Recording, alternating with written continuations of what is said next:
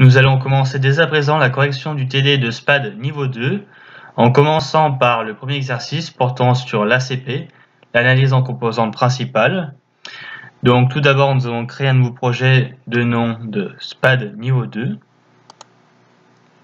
Donc nous sélectionnons créer un nouveau projet que nous nommons SPAD niveau 2. Pour le répertoire, je vais laisser celui par défaut pour moi. La première commande va être d'importer la base de données o.sda sur laquelle nous allons travailler. Cette base de données est fournie par SPAD directement et elle se trouve dans les documents de SPAD, dans son dossier. Pour l'importation, on sait que l'extension c'est .sda. Bon, c'est une extension qui est peu commune et peu connue, mais on sait qu'elle se traduit par SPAD Data Archive. Nous allons donc dès à présent regarder dans les composants d'importation de SPAD quel composant va correspondre.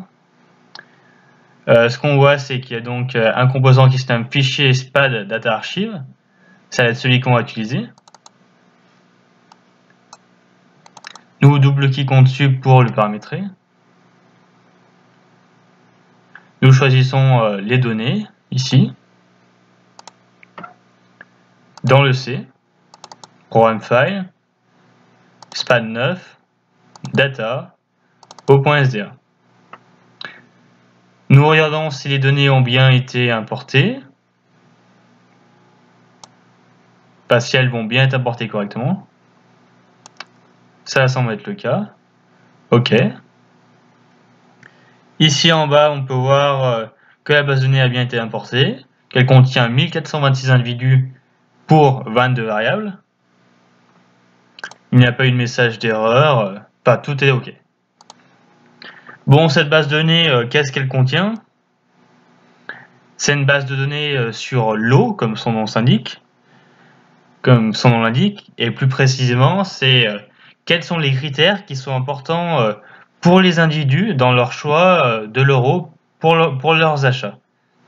C'est-à-dire, c'est pour eux, est-ce que c'est important que l'eau qu'ils achètent permette de se désaltérer?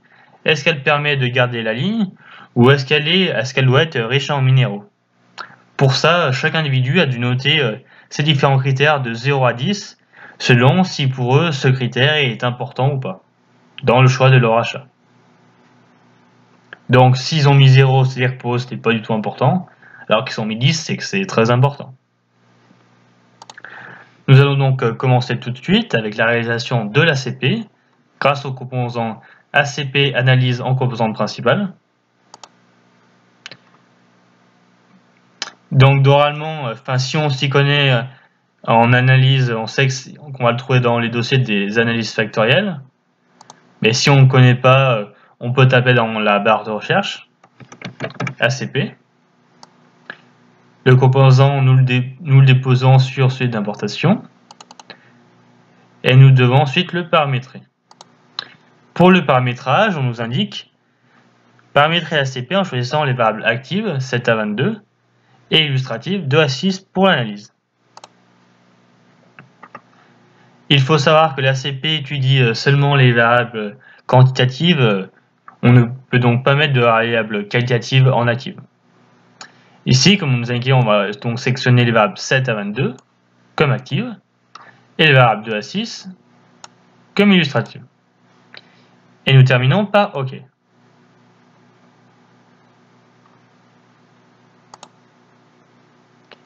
Dans un premier temps, on nous demande d'afficher le rapport Excel.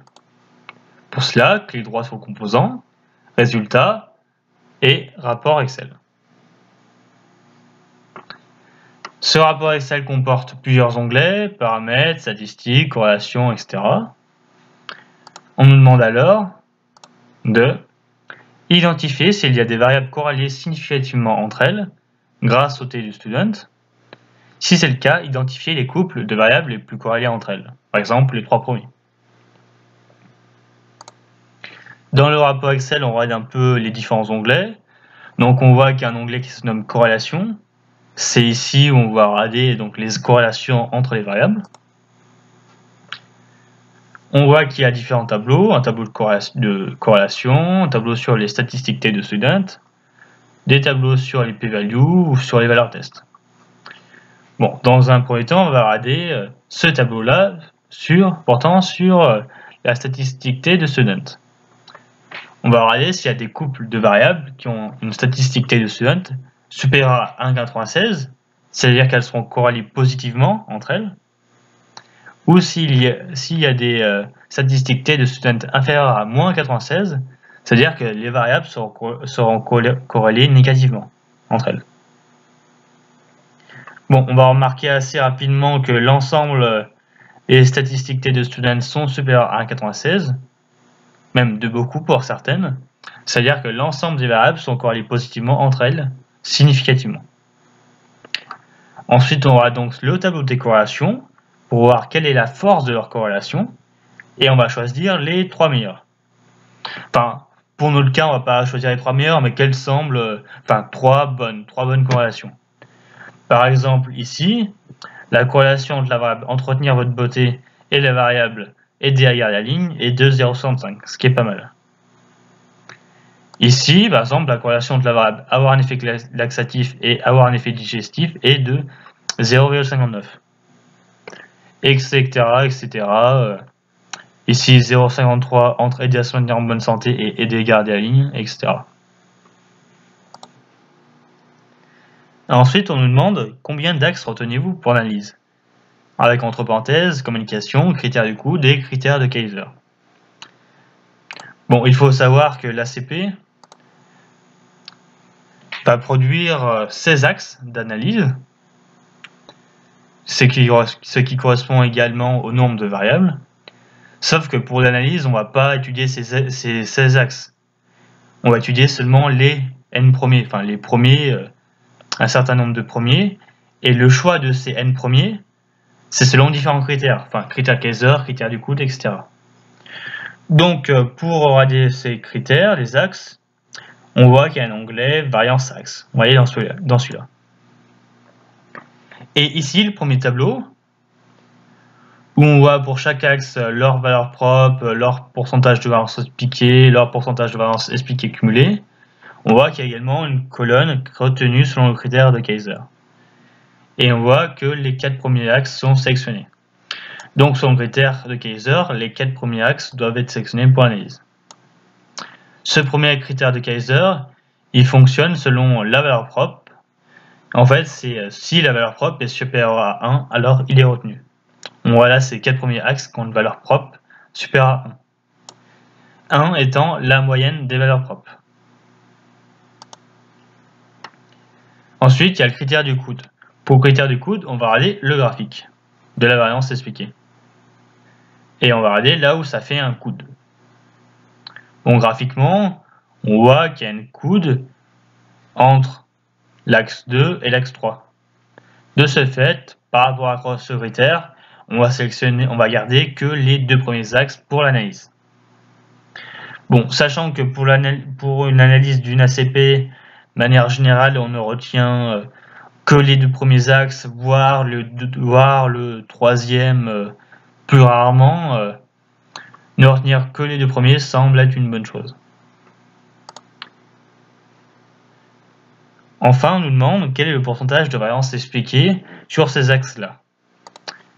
Donc on va ici dans le tableau, on voit que sur le premier axe, il y a 39% des informations, sur le deuxième axe, il y en a 14%, et donc ça fait que sur les 2 premiers axes, il y a 53% de l'information du total. Ce qui est déjà pas mal. Ensuite, on nous demande de générer les graphiques d'analyse factorielle. Nous quittons donc le rapport Excel, clic droit, résultat, graphique d'analyse factorielle. On voit alors que 2 graphiques ont été produits, un graphique représentant les individus et un graphique représentant les variables et leurs corrélations entre elles. On nous demande alors d'afficher les variables illustratives sur le graphique des variables, si vous en avez choisi, ce qui est le cas. Pour cela, rien de plus simple, on va dans les éléments et on coche les variables illustratives qui ne sont pas cochées par défaut. Et vous voyez, elles sont apparues ici. Je les enlève encore, elles n'y sont plus, je les remets, elles y sont. Ensuite, on demande de créer les libellés sur le graphique des variables. Donc ces traits représentent différentes variables, et leur proximité correspond à leur corrélation, enfin met en évidence la corrélation entre elles. Si nous approchons la flèche près des pointes, nous pouvons voir leur libellé. Ça, bon, c'est pas pratique car on peut en voir du coup que quelques-uns en même temps. Donc ce qu'on va faire, c'est qu'on va les afficher, ces libellés. Et pour ça, il suffit de sélectionner ici dans les éléments les variables actives, aller dans libellé variables, créer les libellés. Et ces libellés vont donc s'afficher. Nous faisons de même pour les variables illustratives. Donc on sélectionne continue illustrative, libellé des variables, créer les libellés. Les libellés de variables illustratives s'affichent également. Bon, il y a beaucoup de variables qui sont assez proches entre elles, du coup les libellés rendent difficile l'analyse, pas difficile la vision, mais il faut faire avec. Ensuite, on nous demande identifier graphiquement s'il existe des groupes de variables corrélées plus significativement entre elles. Si c'est le cas, colorier chaque groupe d'une couleur différente. Habillage par groupe de modalités. Bon, ce qu'on voit, c'est que ici, il semble avoir des groupes de variables plus corrélées entre elles. Ici également, etc. Nous, par exemple, on va retenir ces 5 variables ici. On va donc les mettre d'une couleur différente. Pour ça, on va dans variables et modalités ici, et on va les sélectionner toutes les 5. Tout d'abord, avoir un effet digestif, qui se trouve ici. Il y a entretenir la jeunesse de votre corps, ici. Entretenir votre beauté, qui est ici. Aider à garder la ligne, qui est ici. Et enfin, avoir un effet laxatif, qui est ici. Et on va donc enfin dans habillage, par groupe de variables. On va sélectionner une couleur, par exemple le violet. OK. OK. On voit alors que les 5 variables ont tous été coloriées en violet. Et qu'un nouveau élément a été créé ici, qu'on peut nommer comme on le souhaite. Var 1, par exemple. Et si on décoche l'élément, les flèches ne sont plus coloriées en violet. Ça rend l'analyse assez simple. Enfin, on nous demande créer un nouveau plan factoriel en croisant des axes différents que les axes 1 et 2 choisis par défaut, grâce à l'onglet graphique. Par défaut, les graphiques qui sont créés sont des graphiques sur le premier plan factoriel, et ils croisent les axes 1 et les axes 2. Pourtant, pour les analyses, si on ne retient pas que ces axes-là, il est nécessaire donc de créer d'autres axes, de créer d'autres plans factoriels avec des axes différents. Par exemple en croisant les axes 1 et 3. Pour cela, on va donc dans graphique et on va faire ajouter des plans factoriels à explorer. Et par défaut, ça va créer un nouveau plan factoriel croisant les axes 1 et 3 et qui sont affichés juste en dessous, ici. Bon, ça sera tout pour l'analyse de ces graphiques-là, du moins pour le moment. Et ensuite, on nous demande, pour approfondir l'analyse, utiliser le composant description des axes factoriels. Paramétrer le composant de sorte à afficher les résultats pour l'ensemble des variables et l'ensemble des individus sur les axes 1 et 2.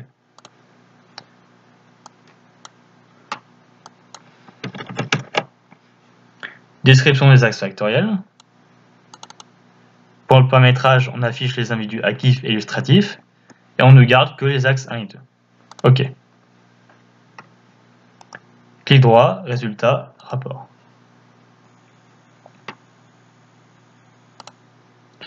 On nous demande alors quelles sont les variables qui contribuent le plus aux 2 premiers axes factoriels.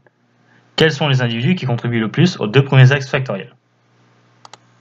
Donc dans le premier onglet, on tombe sur les variables de l'axe 1, et les plus contributives, on voit donc que c'est les variables entretenir la jeunesse de votre corps, vous faire du bien, et aider à se maintenir en bonne santé. Sur l'axe 2, les variables les plus contributives sont les variables avoir bon goût, pour être bu tous les jours, et pour être bu par tous. Pour les individus de l'axe 1, on voit que les individus qui contribuent le plus sont les individus 190 et 1224. Et pour les individus de l'axe 2, on voit que les individus qui contribuent le plus sont les individus 80 et 106.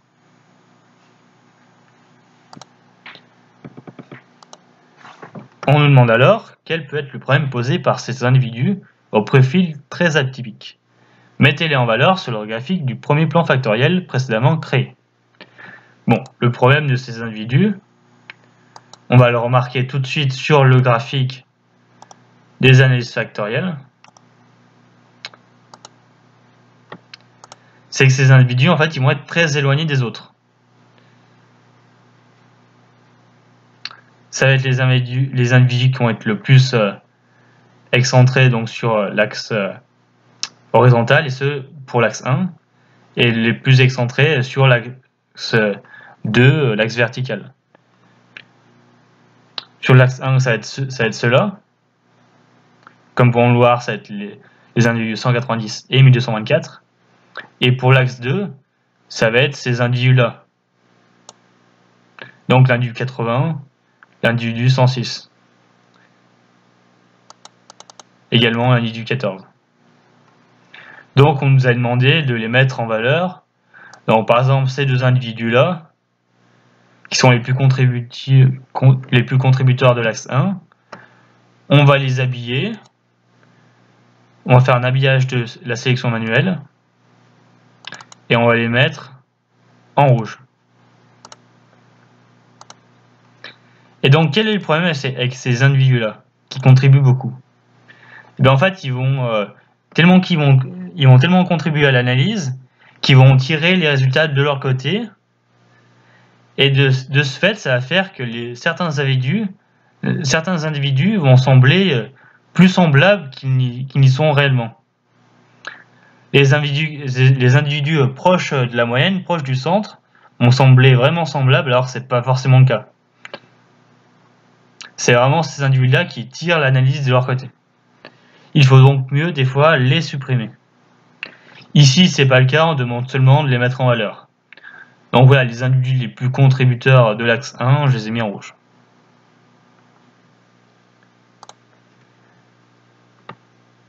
Ça sera tout pour l'exercice 1. Maintenant, nous allons passer à l'exercice numéro 2.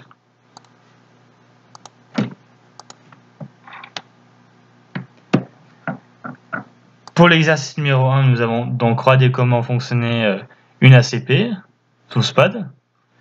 Maintenant, pour poursuivre sur la lancée, nous allons faire du clustering afin de regrouper ces individus en classes. On nous demande donc alors, à partir de l'analyse factorielle, réaliser une classification automatique des individus grâce au composant classification CH K-means mixte.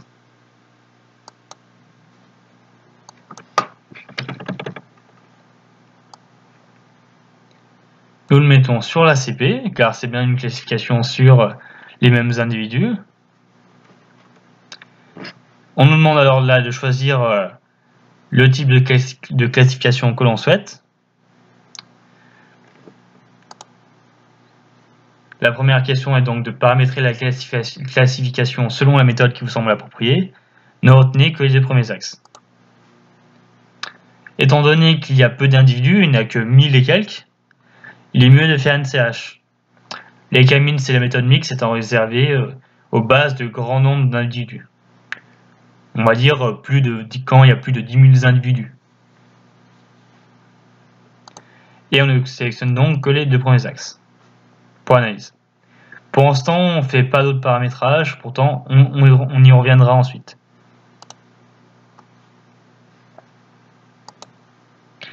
On nous demande alors, afficher le dendrogramme, quelles sont les partitions proposées et quel est le nombre de classes dans chaque partition.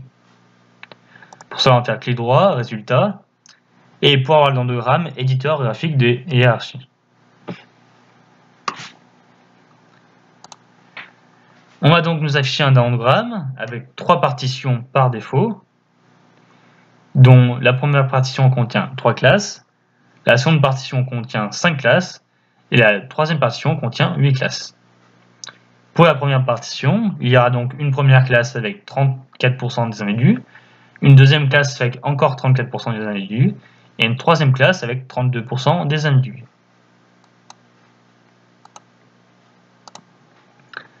On nous demande ensuite de visualiser les graphiques d'analyse factorielle. Toujours clic droit, résultat, cette fois-ci graphique d'analyse factorielle.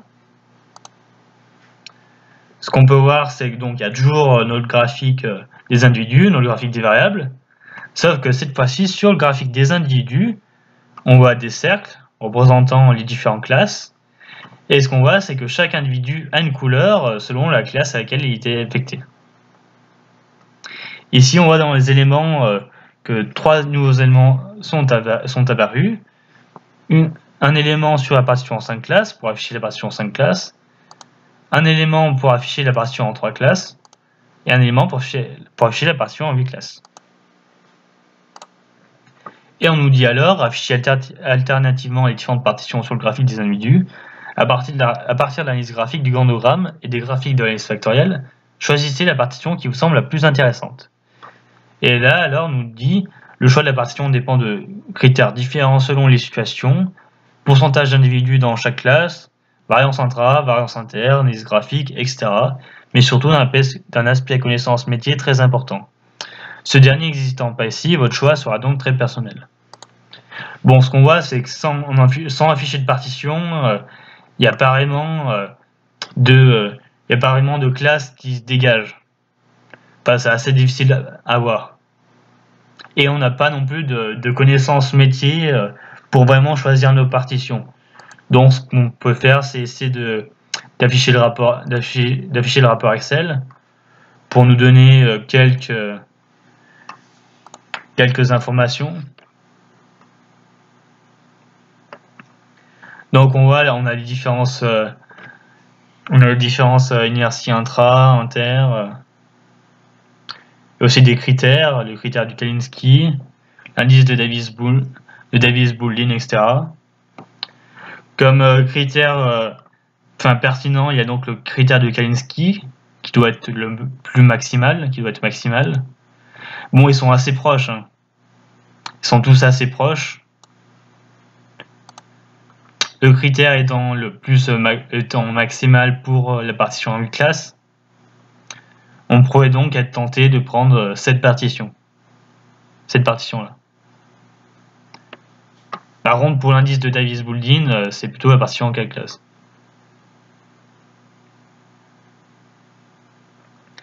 Donc, pour notre cas, c'est pas vraiment pas l'objectif. C'est pas spécialement ça.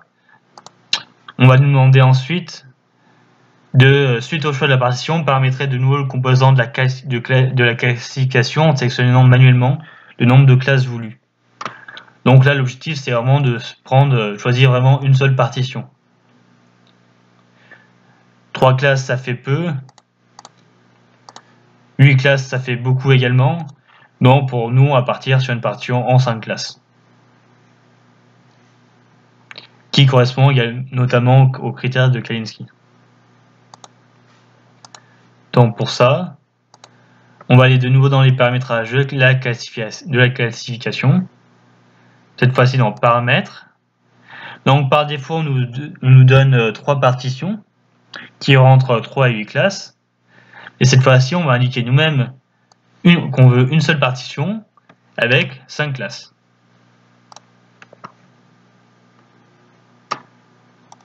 Donc ce qu'on voit, c'est qu'en affichant le graphique, cette fois, il y a juste la partition en 5 classes qui nous est proposée.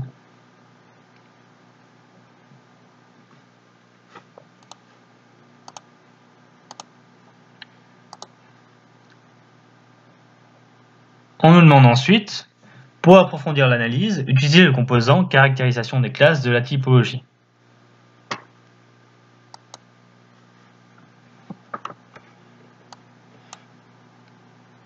il se trouve ici. On le dépose sur la classification. Bon, il n'y a pas besoin de paramétrage spécifique. Et on nous demande alors quelles sont les variables les plus caractéristiques de chaque classe en termes de surreprésentation VTS positif et de surreprésentation VTS négatif. Afficher les sorties graphiques. Donc pour cela, on peut soit afficher le rapport Excel, soit afficher le listage, soit afficher les sorties graphiques directement. Bon, nous on va prendre le listage. Bon, il y a quelques caractéristiques au début, mais nous on va un peu descendre. On va aller directement ici, caractérisation par les continus des classes ou modalités. Et en fait, qu'est-ce qu'on peut dire ici? On peut voir qu'on a des variables, elles ont toutes une valeur test négative. Bon, qu'est-ce que ça veut dire? Ça veut dire que les individus de la classe 1, pour eux, c'est pas important que leur O puisse être bu tous les jours, c'est pas important pour eux que leur O doit avoir un bon goût, c'est pas non plus important pour eux que l'eau doit être bu par tous. Pour les individus de la classe 2, c'est pas important pour eux que l'eau doit entretenir leur beauté, c'est pas important pour eux que l'eau doit les aider à se maintenir en bonne santé, c'est pas non plus important pour eux que l'eau doit entretenir la jeunesse de leur corps. Par contre, pour les individus de la classe 3, on a cette fois-ci des valeurs tests positifs. C'est donc important pour eux que l'eau doit entretenir la jeunesse de leur corps. C'est important pour eux que l'eau doit entretenir leur beauté. Et c'est important pour eux que l'eau doit les aider à se maintenir en bonne santé. Pour les classes 4 et 5, il y a cette fois-ci, on a des valeurs tests positives et négatives. Et donc, pour les individus de la classe 4, pour eux, c'est important d'avoir de l'eau qui puisse être bue par tous. C'est important qu'elle puisse être bue tous les jours également. Par contre, c'est pas important pour eux qu'elle doit aider à garder la ligne. Et c'est pas important pour eux qu'elle doit entretenir leur beauté. Au contraire, les individus de la classe 5, pour eux, c'est important que l'eau les entretienne leur beauté et aide à garder la ligne, alors que c'est pas important qu'elle puisse être bue par tous ou doit convenir aux nourrissons. Il y a donc vraiment, enfin, entre ces classes-là, il y a vraiment des différences de caractéristiques des eaux, enfin de l'eau souhaitée. On nous avait demandé ensuite d'afficher les sorties graphiques. Ok. Bon, il y a différents affichages selon les variables actives, illustratives, etc. Nous, on va aller dans le démode 13 et on voit en fait c'est les mêmes interprétations que précédemment, sauf cette fois c'est sous forme graphique.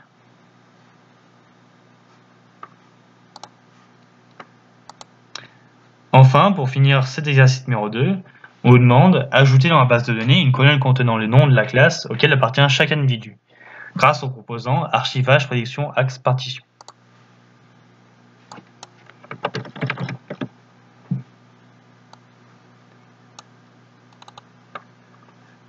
Ok. Et ce que l'on remarque donc, c'est qu'ici, une nouvelle colonne a été ajoutée à la base de données et elle contient la classe qui était attribuée à chaque individu. Cela conclut donc l'exercice numéro 2. Dans les deux premiers exercices, nous avons eu des méthodes d'apprentissage non supervisées. Nous allons maintenant passer à des méthodes d'apprentissage supervisées, avec notamment la création d'un arbre de décision sur une autre base de données. On va donc cette fois-ci importer la base de données attrition assurance auto.sda, qui est toujours fournie par SPAD, bon, c'est le même type de données. On va de nouveau prendre le composant déjà utilisé précédemment. Bon, on voit, il est déjà ici. Ok. Et on prend donc cette base de données. On voit si elle semble bien paramétrée. Ok. On voit qu'elle a bien été importée. Ok. Bon, cette base de données, elle compte 1978 individus pour 24 variables. Notre variable d'intérêt, notre variable à expliquer va être celle-ci, attrition client. où le but ça va être d'expliquer pourquoi les clients d'une assurance automobile sont partis ou sont restés fidèles selon différentes variables explicatives qui sont soit qualitatives, soit quantitatives, etc.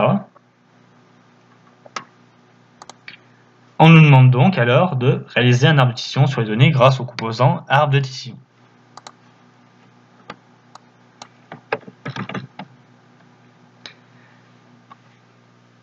Il y a deux types d'arbres de décision possibles dans SPAD.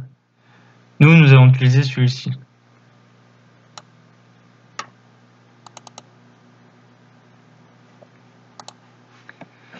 On nous demande donc de paramétrer l'arbre de décision en choisissant la variable attrition client comme variable expliquée et l'ensemble des variables qualitatives comme variable explicative. Variable expliquée, donc attrition client, et l'ensemble des variables qualitatives comme variable explicative. On nous demande également de vérifier que la population a été divisée en échantillons d'apprentissage, 70%, et en échantillon test, 30%. Pour cela, on va dans échantillon, et on aura bien 70%, 30%. OK. On nous demande alors d'afficher le rapport Excel de l'arbre de décision. Clic droit, résultat, rapport Excel. Bon, on voit qu'il y a deux onglets. Un premier onglet méthode et un deuxième onglet matrice de confusion. On nous demande quelle est la variable la plus discriminante sur l'ensemble de l'arbre. La variable la plus discriminante, c'est celle qui a le plus grand impact global sur les variables. C'est donc la variable fractionnement paiement. Ensuite, on nous demande quel est le nombre de règles de l'arbre. Pour ça, on a le nombre de feuilles. Ensuite, on nous pose deux questions assez semblables.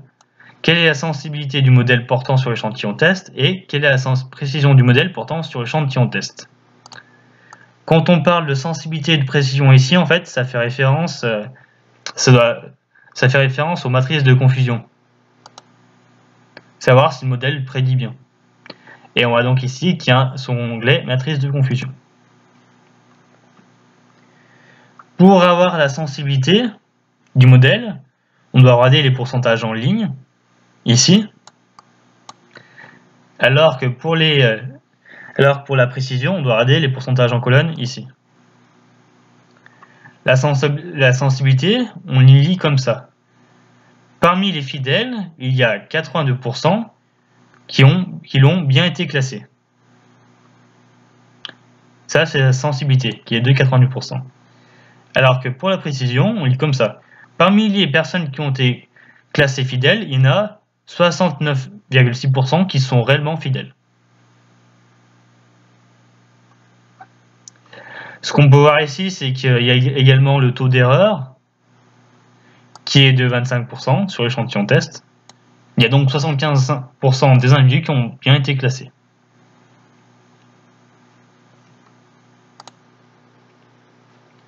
On nous demande ensuite de visualiser l'arbre interactif.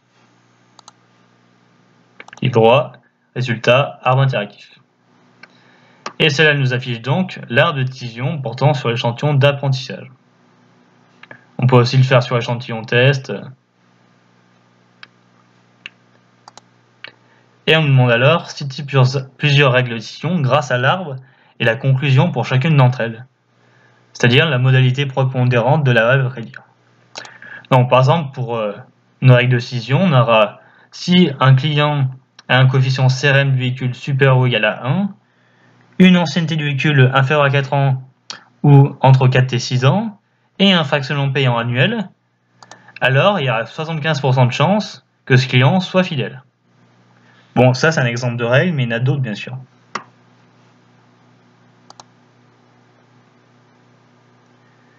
Ensuite, on nous demande de créer votre propre arbre de décision en prenant l'ensemble des variables cette fois-ci, élaguer ou segmenter l'arbre si nécessaire. La matrice de confusion obtenue était meilleure que la précédente.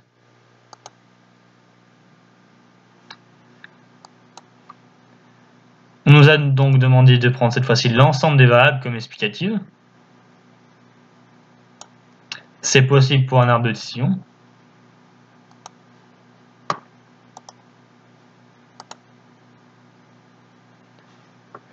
Ce qu'on voit dans le rapport ici, c'est que la matrice de classement d'échantillons test a un peu baissé. Avant, elle était à 75%, maintenant elle est à 74,48%. On peut décider de soit faire délaguer l'arbre ou le segmenter afin de changer un peu les règles et essayer d'améliorer la matrice de confusion. Bon, ici on voit qu'elle a beaucoup diminué. Enfin, on voit que le taux d'erreur a beaucoup augmenté. Les induits sont donc beaucoup moins bien classés.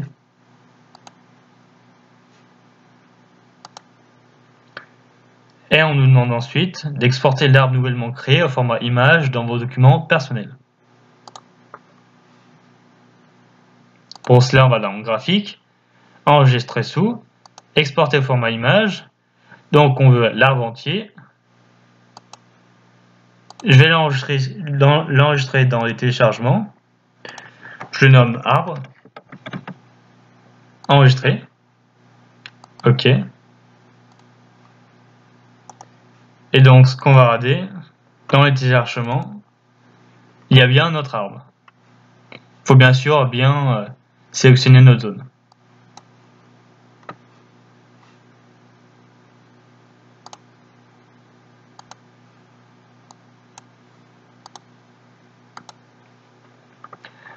Enfin, pour finir cet exercice, on nous demande ajouter dans la base de données une colonne contenant les noms de la classe auquel appartient chaque individu. Archivage, prédiction, avec le composant archivage, prédiction, hPartition. Pour cela, on reprend de nouveau le composant archivage, que l'on dépose sur l'arbre de décision. OK. Et on voit que de nouvelles colonnes ont été créées, dont une indiquant comment la variable à prédire a été classée, comment elle a été prédite, comment la variable à expliquer a été prédite, et avec quel pourcentage.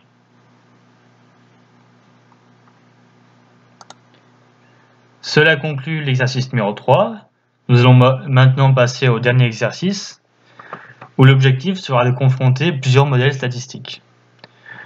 C'est-à-dire confronter l'arbre de décision, le modèle d'arbre de décision avec d'autres modèles, enfin le modèle de réseau bayésien et le modèle de réseau de neurones.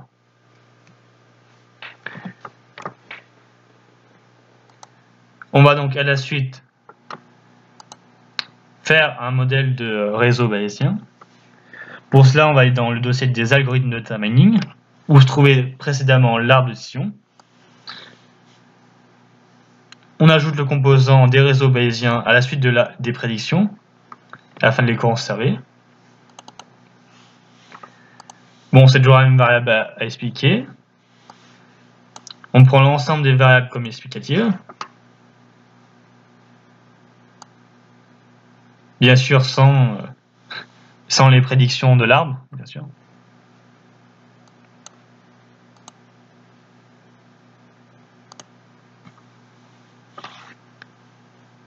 Et on les archive.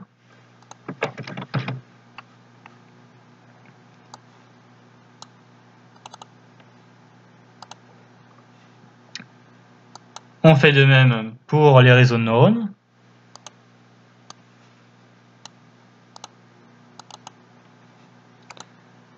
Variable expliquée, attribution client toujours.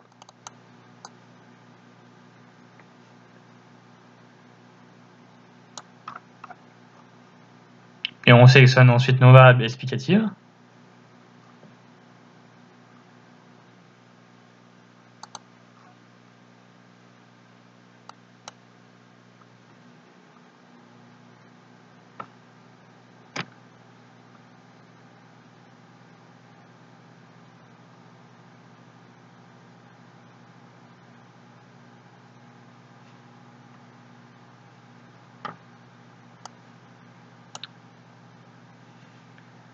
Et on archive de nouveau nos prédictions.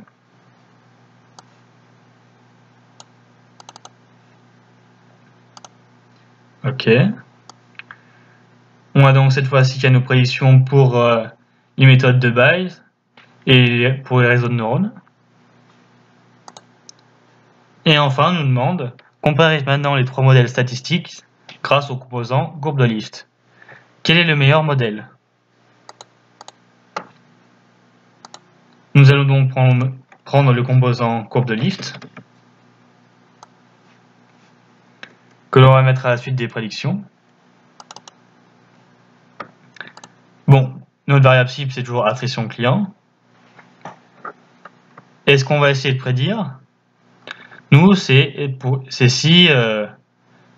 quand les clients sont partis.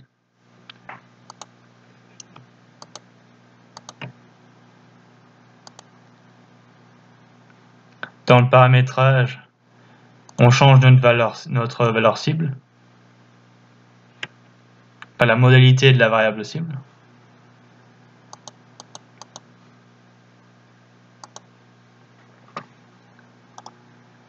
Et on affiche donc les courbes de lift. Donc on voit qu'il y a plusieurs courbes qui ont été créées, une courbe de gain, la courbe ROC, la courbe de lift, la courbe de répartition, ainsi que des indicateurs de qualité des modèles. On voit que les indicateurs sont plutôt bons, ils sont assez proches de 1, donc c'est plutôt bien. Et donc, quant au choix du meilleur modèle, ça va être le modèle qui va avoir la courbe la plus au-dessus des autres sur les graphiques et qui aura donc le meilleur indicateur de qualité du modèle. Ça sera donc le modèle des réseaux de neurones, la courbe rose. Comme on le voit sur les indicateurs de qualité.